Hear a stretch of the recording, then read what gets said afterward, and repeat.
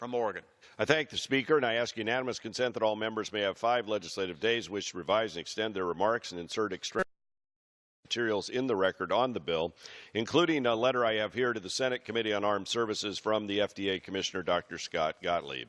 Without objection, so ordered. Mr. Speaker, I yield myself such time as I may consume. The gentleman is recognized for as much time as he wishes to use under the rule. I thank you, Mr. Speaker.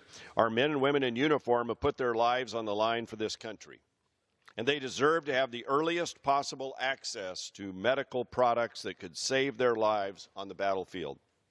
H.R. 4374 will establish important new authorities for the Food and Drug Administration, the FDA, and the Department of Defense, DoD, to ensure that our warfighters have the benefits of new treatments and new devices.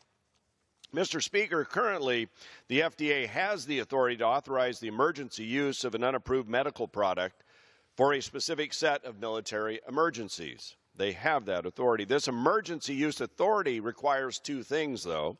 First, the Secretary of Defense must make a determination that there is a risk of attack on military forces with a chemical, biological, radiological, or nuclear agent. That's the first thing. Next, the Secretary of Health and Human Services must make a declaration that there is, in fact, an emergency or threat justifying the emergency use authorization of a product. Now, to ensure there are no unnecessary delays in this process, this legislation, H.R. 4374, establishes a deadline for the Secretary of Health and Human Services. You see, once the Secretary of Defense makes a determination or a declaration of an imminent risk of attack, the Secretary of Health and Human Services has 45 days, that's the maximum, to make a declaration and that such a risk exists.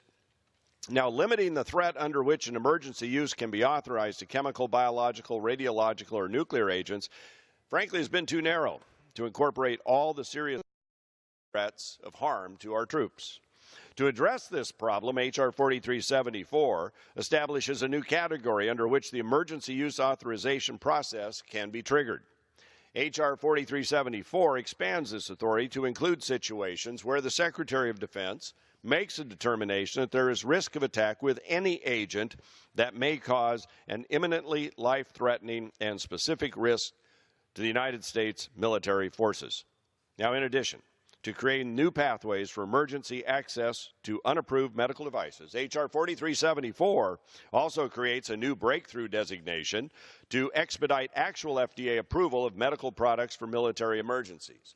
Currently, the breakthrough pathway exists only for products intended to treat serious life-threatening conditions where the Secretary determines such a product may demonstrate significant improvement over existing therapies.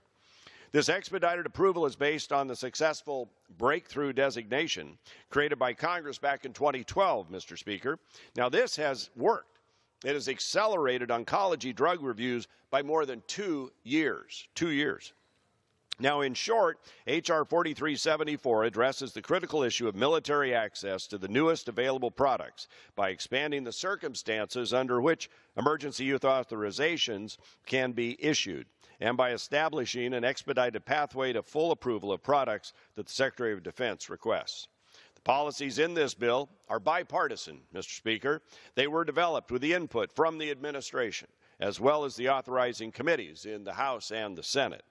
Additionally, CBO has indicated that H.R. 4374 will have no impact on direct spending or revenue. So, Mr. Speaker, this is not only a good bill, it's an important bill for our men and women in uniform. And I urge my colleagues to support H.R. 4374. With that, I reserve